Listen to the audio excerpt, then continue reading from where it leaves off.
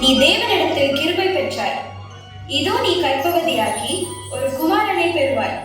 அவருக்கு இயேசு என்று பெயரிடுவாயாக. அவர் பெரியவராய் இருப்பார்.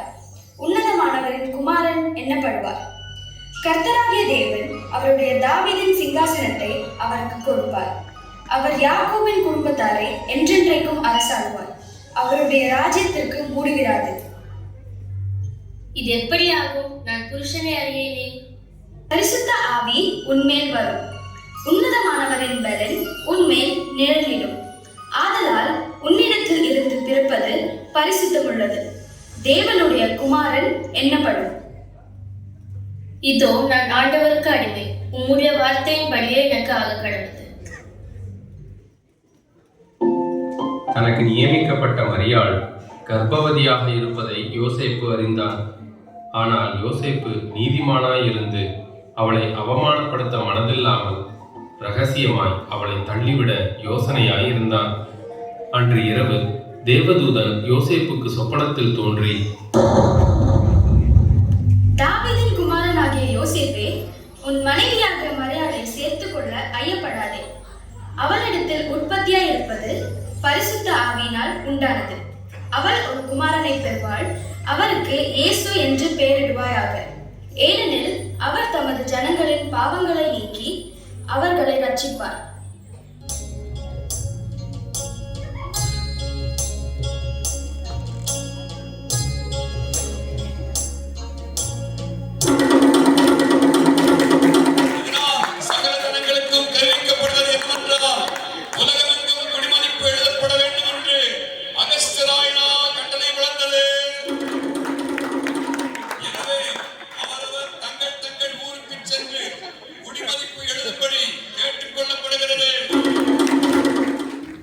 யோசேப்பும் தான் தாவீதின் வம்சத்தானும் குடும்பத்தானுமாய் இருந்தபடியினாலே தனக்கு மனைவியாக நியமிக்கப்பட்டிருந்த கர்ப்பவதியான மரியாளுடனே குடிமதிப்பு எழுதும்படி தாவீதின் ஊருக்கு சென்றார்கள். மரியாளுக்கு பிரசவ காலம் நேரிட்டது. சத்திரம் போய் இடம் தேடினார்கள். ஐயா, என் மனைவி பிரசவ வழியால் வேதனைப்படுகிறாள். உங்கள் சத்திரத்தில் இடம் இருக்கிறதா? இல்லை ஐயா.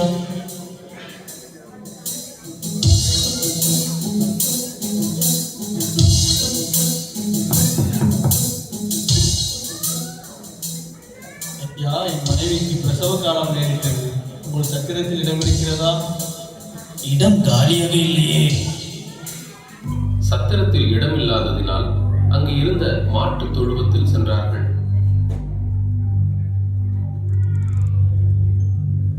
அவள் தன் முதல் பேரான குமாரனை பெற்றெடுத்தாள்.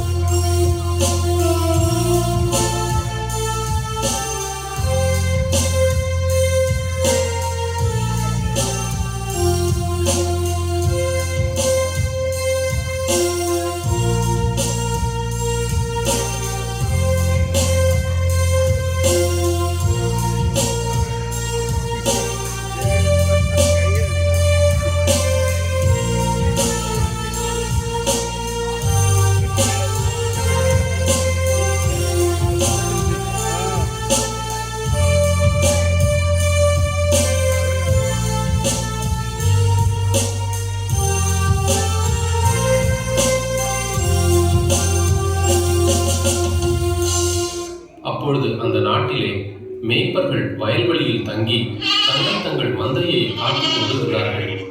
அவ்வழியிலே கர்த்தருடைய தூதன் அவர்கள் நோக்கி, பயப்படாதிருங்கள், இதோ எல்லா ஜனத்திற்கும் மிகுந்த சந்தோஷத்தை உண்டாக்கும் நற்செய்தியை அறிவிக்கிறேன்.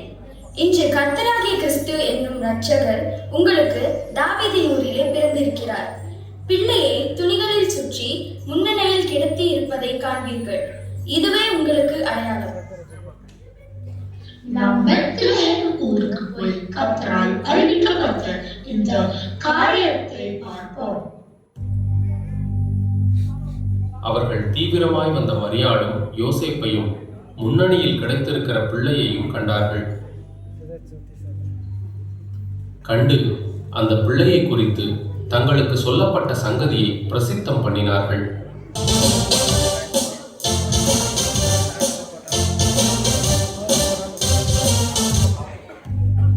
பெத்லகேமிலே இயேசு பிறந்தபோது கிழக்கிலே இருந்து சாஸ்திரிகள் அக்குழந்தையை குறித்து விசாரிக்க எருசலேமிலே உள்ள ஏரோது ராஜாவின் அரண்மனைக்கு வருகிறார்கள்.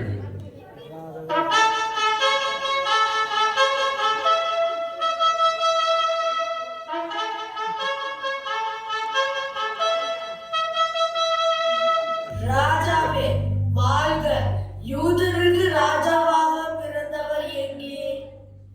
கிளிக்கிலே அவருடைய நட்சத்திரத்தை கண்டு பணிந்து கொள்ளும்படி வந்தோம்.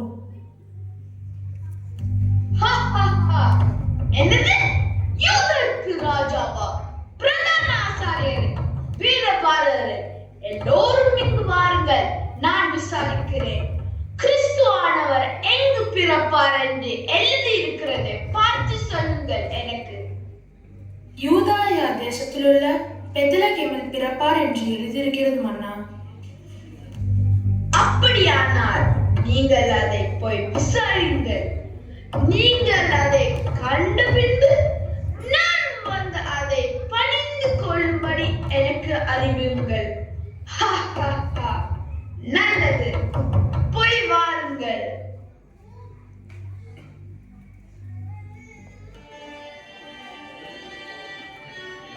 பிள்ளையை காண சாஸ்திரிகள் செல்கிறார்கள். அவர்கள் கிழக்கிலே கண்ட நட்சத்திரம் பிள்ளை இருக்கும் இடம் வரைக்கும் அவர்களுக்கு முன் சென்றது. அவர்கள் பிள்ளையையும் அதன் தாயாராகிய மரியாளையும் கண்டு சாஸ்தாங்கமாய் பணிந்து கொண்டு தங்கள் பொக்கிஷங்களை திறந்து பொன்னையும் தூபவர்க்கத்தையும் வெள்ளை பூலத்தையும் காணிக்கையாக வைத்தார்கள். அர்ப்பணிப்போம். ஆமென்.